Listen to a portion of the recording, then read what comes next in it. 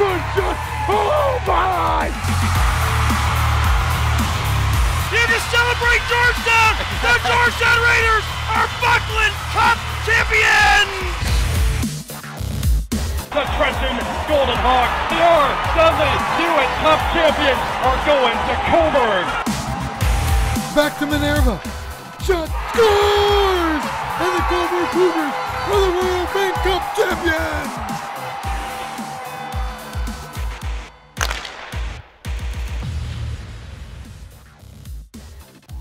Showdown in Hogtown as the Rangers faced off with the Patriots last weekend. North York trying to keep pace with Toronto in the South. Highlights coming up shortly. This is the OJ Today. Welcome everybody. I'm Alex Bastiavansky. On this week's show, Ron Valentine is a name well known to OJHL fans.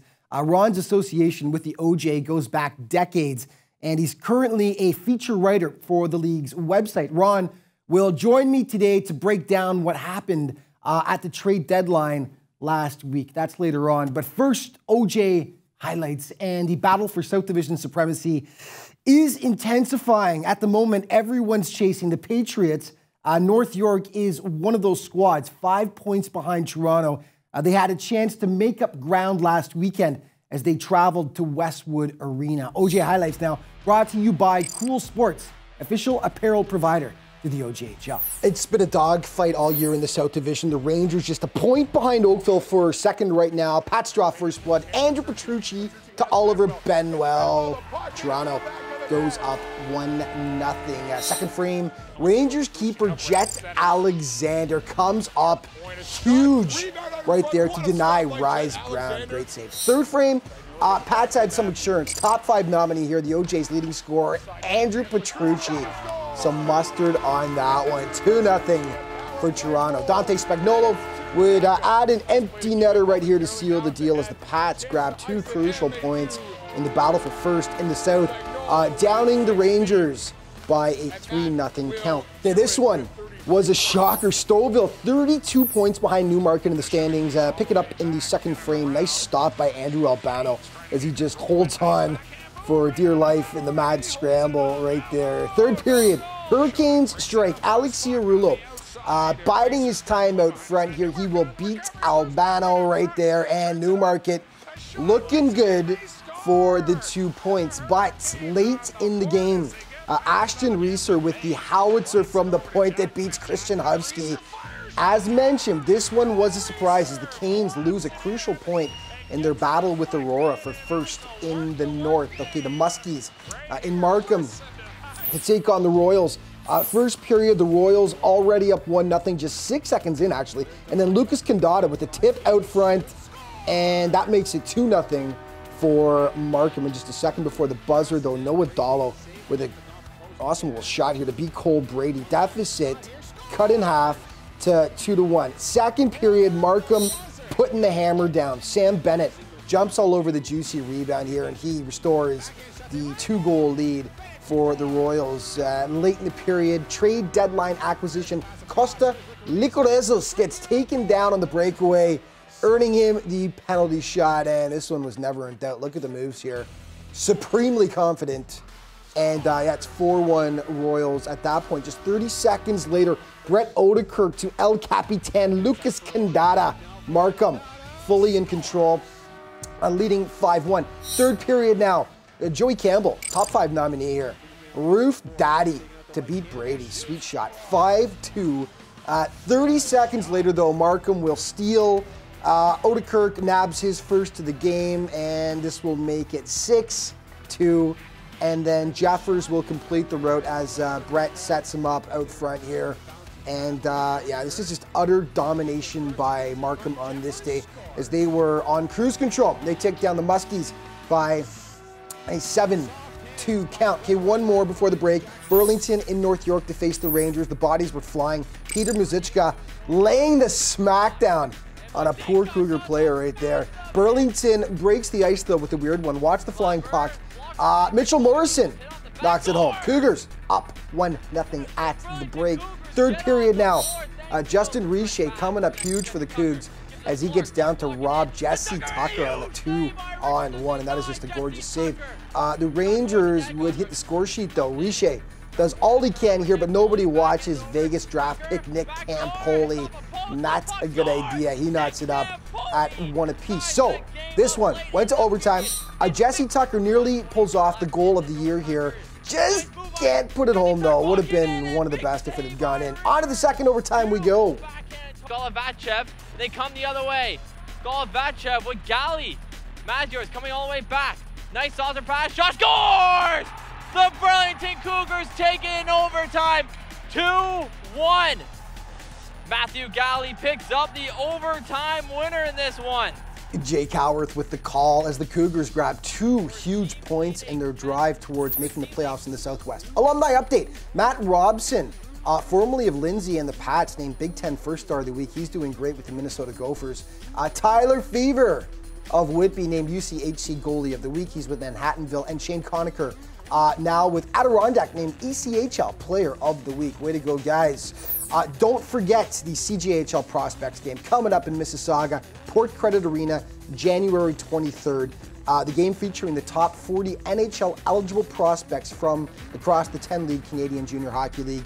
In the last 2 drafts, NHL drafts alone, there have been 4 first-rounders taken directly from the CJHL. It's a chance to see future stars in action. Head to ojhl.ca for all the information. And this week's OJ Trivia, who was the first player taken directly out of the CJHL in the 2017 NHL Draft? Taken directly out of the CJHL. Our Morocco at the ojhl.ca to win a prize tag.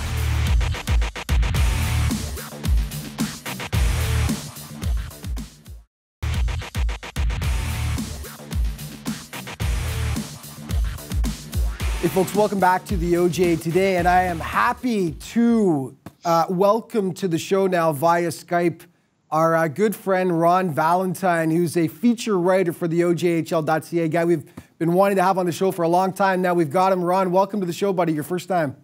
Thanks very much, Alex. Thanks for inviting me on. And today we're going to talk about, I mean, you know this stuff inside and out. You're a guy who's followed this league for decades. You followed the trade deadline very closely. We're going to break down some of the things that happened at the trade deadline today. First of all, your impressions of what went down this year, because I know it ended up being a little bit slower than a lot of people, I think, including yourself, thought it was going to be. It was slower. I think there's so many teams in contention this season that the teams wanted to make sure that they just got what they really wanted. And perhaps, Alex, there were some deals that just couldn't go down for whatever reason, but there's still lots in there for sure. Let's hit on then some of the big deals that were made. Let's start with Markham, because they ended up grabbing one of the best goalies available, of course, at the deadline. Nate McDonald, a guy who's garnered a lot of attention. He's on the NHL watch list for the draft. Headed to Cornell, I believe, as a commit next year. But they grab him. They grab Costa Licoresos as well from the North American Hockey League, a very strong league. Your thoughts on those trades? Getting McDonald was something they really needed with Alex Bishop going back out east. He's actually playing for the Summerside Capitals now. It's a great arena out there. I'm sure he will do a good job. It's a great place for hockey. But no, McDonald is going to be is a big plus for them. They needed a recognized goalie, a goalie that knows his way around the league, and that's what they got with him for sure. Costa played for Orangeville for a couple of seasons. Mike Galati knows him for a long, long time, and I think he's going to be very comfortable with him. And Jack Lyons, he's a defenseman, and Mike said he can fit in the top 4. I think they're really set. Definitely good to reinforce themselves at goal there. We flip to Georgetown now. And I think in one of the more surprising moves that was made at the deadline, Super Mario Cavallari, who's one of the top goalies in the league, if not the top with his performance so far this year. Fantastic goaltender. Greg Walters flips him to the BCHL, though, for Dominic Dumas, a forward. Didn't really put up huge points so far in the BCHL, but I think that was a move that surprised a lot of people, wasn't it? Dumas could be a dark horse. I don't think anybody really knows a lot about him at this point, but he could come through and find his niche in the league. For sure, he doesn't seem to have the stats yet. Mario was a super goalie. I followed him for last season, of course, in Burlington, and a little bit this year in Georgetown. I think everybody was quite shocked when they heard that he was going to be moved. He did play one game in Surrey already, and he got his shutout in his first game. So things are going well for him, and Timpano they've got the credentials to, Georgetown needs, you've got to have a good goalie to go a long way, and it looks like Georgetown's got that in Timpano for sure. He made his debut on Saturday night, and of course that's Troy Timpano, who led the Erie Otters to the OHL Championship last year and all the way to the Memorial Cup final. So a pretty good replacement there for Mario, obviously, as you were saying. I think he's the goalie now. He's got the credentials to come in. He had a good start on Saturday night. He made 29 saves in Georgetown's win.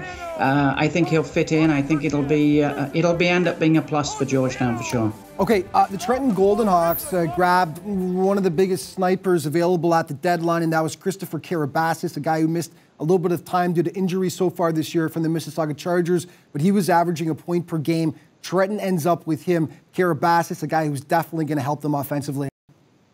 Karabassis has a knack for scoring the big goals. He's a sniper. He can score from anywhere in the rink. Trenton has not been filling the net this year. There's no secret about that. And there's no doubt that Karabassis is going to help them. It's going to diversify their offense a bit, and it's going to get them a guy who, as I say, he can score goals, and that's what they need right now. Continuing on with the Mississauga fire sale, unfortunately, the Toronto Patriots, the recipient of a couple of great players in Max Rutledge and Kyler Matthews, the defenseman. Rutter having a heck of a great season, 43 points for the Chargers, and he's a guy who also adds in the old Brian Burke adage truculence as well. He gets under the skin of players. Great pickups for the Patriots, wouldn't you say? Both Rutledge and Matthews play a tough game. Matthews is not a big player, but he plays very tough. He does all the dirty stuff. He really gets in the corners. He keeps the opposing forwards honest. Rutledge, he's more of a setup man, but he has the knack of scoring the big goals too. And with those two going, it broadens their offense, it strengthens the defense. I think that's a couple of really good moves there to pick up those guys, and it only makes that Patriot team, which is very strong going in, even stronger. And just as a side note to that, obviously your heart goes out to Joe Washcrack, Mississauga Chargers head coach, who's done a fantastic job with that team this year, had them knocking on the door for the playoffs. If it's any indication, though, despite losing those players, we saw how they played against against Georgetown last week.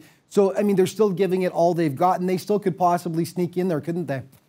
They're still well in contention. Burlington, Orangeville, Mississauga.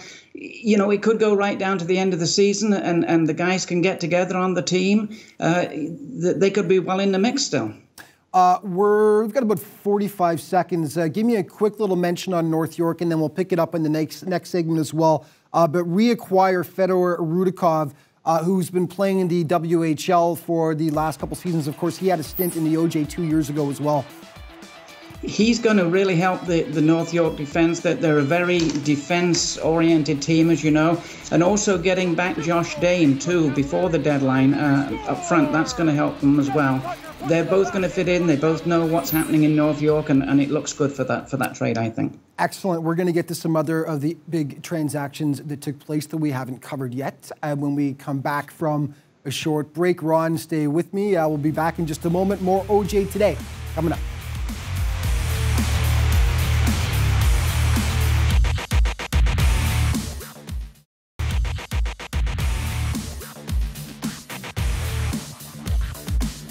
Hey folks, welcome back to the OJ Today. I continue to be joined by Ron Valentine, a writer for the OJHL.ca, the league website, breaking down some of the things that happened at the trade deadline. And just to finish off there, Ron, you were talking about Rudikov and what he's going to bring to North York. Not only defensively, Alex, I think he's got a lot of offensive upside, and I believe he scored a goal in his first game playing for them, and he's certainly going to make a difference in an already strong North York defense. The Wellington Dukes definitely solidified themselves in goal. Tyler Richardson, we've liked to say throughout the year, unfortunately, he's seen more rubber than the 401 playing goalie for the Lindsay Muskies. Just been shelled all year, but he's He's kept them in games. He's won them games. Newmarket comes to mind as a huge upset that he definitely helped them pull off after being outshot, I think, about 3-1 in that game. But he's definitely going to solidify things between the pipes for Wellington, isn't he? I enjoyed reading Craig Schroeder's reports of the Lindsay Muskets games because they always included Richardson made X number of saves. If it wasn't for him, the result could have been higher. Obviously, veteran goalie. Wellington also has a really good young goalie, Capriotti, and he is. He's put together, I believe, 4 shutouts this season, but it's difficult to rely on a young goalie going into the playoffs, and I think the combination of him and Richardson is really going to stand the Dukes in good stead. The Oakville Blades stuck in that incredibly difficult South Division there in that 4-way battle for first place, and they actually get from Wellington 17-year-old Eric Uba, a guy who's been also playing in Flint this year with the Firebirds, but he put up good numbers with Wellington. And he goes to the Blades now. Were you a little shocked or surprised to see Wellington let him go to Oakville? I was surprised, but I got a chance to talk to Mike Tarantino, and he's very pleased with Uba. He said he's a 200-foot player. He's not afraid to go in the corners. He's scored goals on every team he's played on, and he's got that big ice in Oakville for his skating finesse. And he was very happy to have Uba on board. It's really going to diversify the Oakville attack, I think. Absolutely. The junior Canadians possibly made the biggest splash at the deadline by grabbing, I want to make sure I get his name, Daniil Verdi, who's a Russian, actually. Now, he's been playing with the North Bay Battalion, among other teams in the OHL, but he had his biggest seasons with the battalion, major junior experience. 24 points in 38 games was his best season. I think that was 2 years ago. Those are good numbers in the OHL, and they should translate very well to the OJHL. So that could be a huge acquisition for the Canadians, wouldn't it? I think it is, because Toronto Junior Canadians have not been a power scoring machine, and when you can add a guy that's got the OJHL or the OHL experience that he has, it's going to make a big difference for them. It's been interesting to watch the front line of Joffe and McBain. And if Verti is paired with those two, could be very interesting, because all of a sudden the junior Canadians could be one of the offensive powerhouses if they combine those 3 players, couldn't they? There's no doubt about that. And they also did pick up a defenseman, and this might be kind of an under-the-radar one. Daniel Heelis from the Brampton Bombers, Junior B, a guy who looks after his own end very well, has got some offensive upside, and might be a dark horse of the draft. Exactly. The Cobourg Cougars, and we're going to talk about in a moment how Cobourg has surprised a lot of people with how competitive they've been this year. But they pick up defenseman Christopher Izzo. He had a cup of coffee in the QMJHL, played in the Quebec Junior A League last year with the Terrebonne Cobras at the RBC. I remember him. He was excellent with them. But Cobourg picks him up, and that could be a good addition for them too. I did get to see a game he played in Cobourg last year in the RBC. He's a big defenseman, obviously can take care of his own zone. He can chip in on the offense as well. That has got to be a big plus for Cobourg, knowing that defense is so important. The further you get, the better. If you've got a really good defense, you can really go a long way. And I think that was their thinking in getting it, so for sure.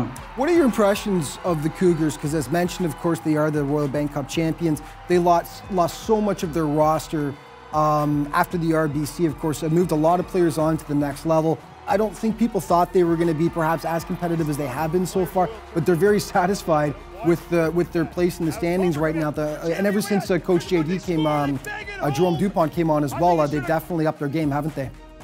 The coaching changes made a difference. The players have matured, I think. They did pick up another defenseman too, Matthew Hebert, who played in the USHL last year, just a young defenseman, but apparently a really good puck-moving defenseman. Almost got a point a game down there. Cobourg is really, if you looked at the start of the season, Alex, with 2 returnees, you'd have to think that they were going to be struggling. And where they are now, I think it's a credit to everybody involved there. As we wrap things up, we've got just over a minute here, Ron. Looking at what happened at the trade deadline, just give us your thoughts on that, on perhaps anything that surprised you, and perhaps who you think did the most and solidified themselves the most at the deadline? I think, as you said, Alex, the junior Canadians, Markham, they made some good moves. Coburg getting a couple of defensemen. It's such a competitive year. Everybody's looking for the edge now that can take the team as far as they can go. It's really not just 2 or 3 or 4 teams as it usually is in this league, but this year you can make a good case for 10 or 12 teams with getting good goaltending and a good run in the playoffs. I think it's a really exciting season, and I know it's hard to top what happened last year, but I think we've got a lot to look forward to this time. It's true, and that's something when you talk with coaches and players throughout the league, they all know it. The parity across the league this year is something else, and without one team standing out like a Trenton and the Georgetown last year, and of course Coburg, who ended up winning it all at the RBC, it's made things exciting for everybody on that playoff push. Ron, thank you so much for joining us, giving us your expertise. We're definitely going to do it again, and we'll chat with you next time. Thanks very much, Alex, and I look forward to it. Okay, more OJ Today coming up in just a moment.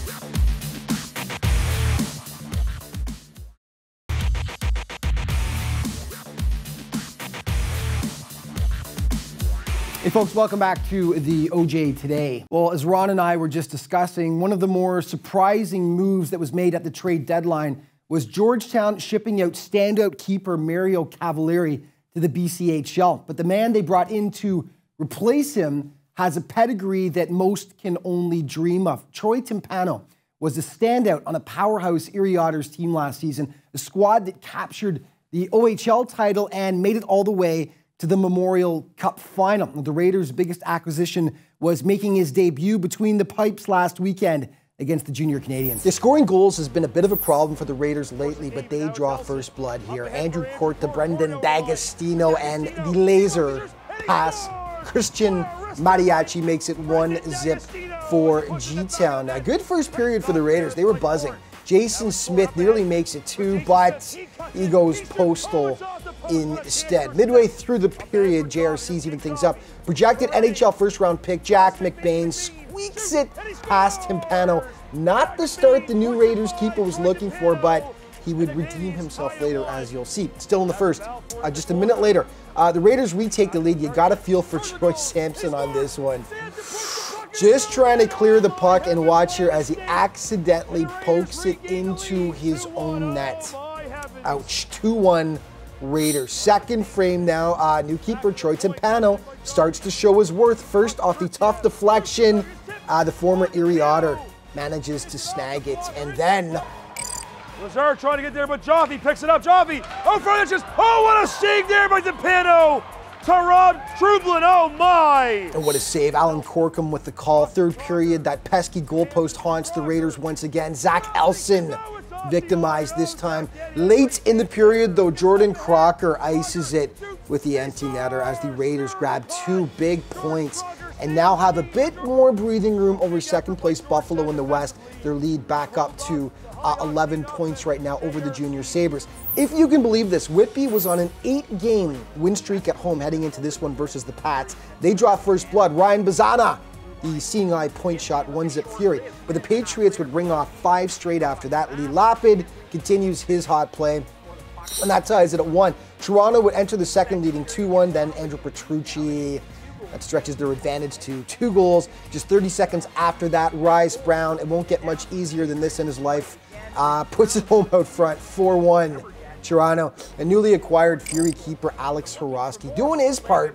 to keep his boys in the game. Nominee for play of the week right there. Nice stop. But the Patriots just relentless. Petrucci grabs his second of the contest to make it 5-1. Whitby would fight back to get another one here. Liam Robertson makes it 5-2. He'd actually add 1 in the third as well, but it wasn't enough as Whitby has its 8-game home winning streak snapped. They fall to the Pats 5-3. The Buzzers currently holding down the 7th seed in the Southwest, trying to improve on that against the JRCs. They get the party started. Joseph Giovenko makes it 1-0. Late in the period, scramble out front. Ty Jackson, little spinorama backhand there, makes it 2-0 for the Buzzers. Second period now, JRCs hit the score sheet. Jason Pinio, the quick shot that seems to surprise Cosimo Lazzarino. Deficit is cut in half to 2-1, but St. Mike's keeps it coming. Mariachi makes the initial stop. Ryan Madigan cleaning up the garbage. 3-1. And then nice passing here. Tic-tac-toe, Jonah Alexander, the finish 4-1. Both squads would add goals in the third, but the Buzzers managed to hold on for the 5-3 win over their divisional rivals. Okay, Orangeville chasing St. Mike's for that 7th playoff seed. They were in Georgetown Wednesday. The Raiders were drowning in a sea of orange for the first 2 periods. Kevin Shermley makes it 1-0 Flyers. Second frame, mad scramble in front of the Raiders net. Rocco Andriacci finally finishes it off. Flyers looking good, up 2-0 after 2, but the third, all G-Town, 34 seconds in, a laser from Lazar, boom. And the deficit is cut to 2-1, and 5 minutes later, stir the pot. Jordan Crocker deflects home the shot, and they're all tied up at 2 apiece. And then the game winner, as Austin Cho's shot finds its way through untouched. Nice comeback by the Raiders, but the Flyers leave behind 2 crucial points, and that could come back to haunt them as they continue to hunt for a playoff spot. Let's check things out then. The standings in the North, Aurora, slim lead over Newmarket and Markham, and that's so tight between those top 3, followed by Pickering, Stouffville, and Lindsay. In the East, Wellington, 14-point bulge over Kingston right now, and then Cobourg and Trenton closely following the V's, Whitby with 33 points in 5th. In the South, the Patriots, 4-point lead over Oakville. There's North York, and the JRC slipping a bit now. They've fallen 12 points behind first place Toronto. And in the West, as mentioned, Georgetown has extended their lead over Buffalo big time now to back to 11 points, followed by Orangeville and Burlington chasing that last playoff spot. Milton with 6 points on the season so far. This week's Top 5 brought to you by Chaos, the official hat provider to the Ontario Junior Hockey League. Number 5, new Georgetown goalie Troy Timpano shows why they picked him up. Cool, calm, collected as he stops the one-timer right there. Number 4, North York's Jet Alexander gets over to rob the Pats. Rise Brown, nice stop. Number 3, same game, the OJ's leading scorer Andrew Petrucci with the sick wrist shot here. Top shelf, part of that big Pats divisional win there. Number 2, not much going right for Lindsay against Markham, but this was sweet. Joey Campbell, Roof Daddy, past Cole Brady, and number 1, Burlington's Justin Richer on Jesse Tucker. This was absolutely massive as the Cougars went on to win it in overtime. Beautiful save, and that is our Chaos play of the week. And that's all the time we've got for this week. But just remember, folks, to keep up to date with the league, all the news, stats, standings, and stories, you can always head to ojhl.ca. And of course, you've got all your social media options there to check out as well. Thank you for tuning in, folks. See you next week.